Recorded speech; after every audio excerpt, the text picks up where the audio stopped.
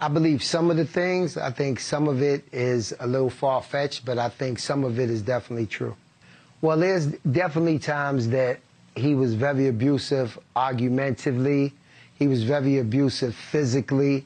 You know, that particular time that Cassie is talking about, they were at a dinner or a gathering on Sunset Boulevard, and Cassie was talking to a manager, and he got very upset about that. You know, he didn't want her talking to any other managers or doing anything without his say-so. And he got very abusive that day, and I jumped out the car, and I ran up on him, and I grabbed him, and I was like, what are you doing? Do you see where we at? Like, what's going on? And he got inside the car once I grabbed him up, and he realized the way he was at, but some of the damage was done already, and I put her inside the car, too. You know, at the end of the day, he's Sean Combs, he's Diddy. You know, a lot of the things that they accuse him with, I feel falls under different kind of jurisdictions. You know, it's been plenty of times we've been out the country, we've been in other cities, other states where you meet people at parties, you dance, you party, they go back to the hotel, and he has a private jet. So he says, hey, you want to come to New York? You want to come to L.A. for a week or two? And they get on the jet, and for a week or two, they might be there, and then he'll tell the assistant, okay, fly him back. If that falls under sex trafficking, then yes, but as far as like physically sex trafficking and making someone go somewhere, I don't believe that to be true. That's the allegation.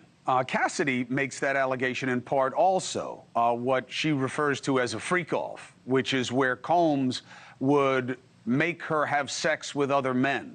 And then that allegation was expanded in some of these other reports that we've seen of, yeah, that's what he does. He would get women and make them have sex with other men, and that he would get drugs and traffic them, meaning bring them in for sale and use by other people. Well, on that aspect, I'm going to say I don't know what he does actually in the bedroom. I've never actually witnessed anything like that. But I have seen people that I haven't ever seen in my life, guys that I've never seen before, go into a hotel room with them, and I know that only they was in the room, nobody else was in the room. But what actually went on, or if they was forced to do it, or how much they got paid, I didn't know about that. But I definitely did see people go into private places where him and Cassie was at.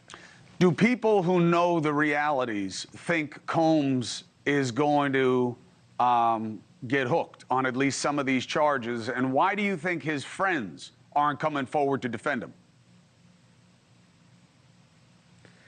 Well, I think a lot of things that he's being charged with, a lot of things that he's being accused with is the norm.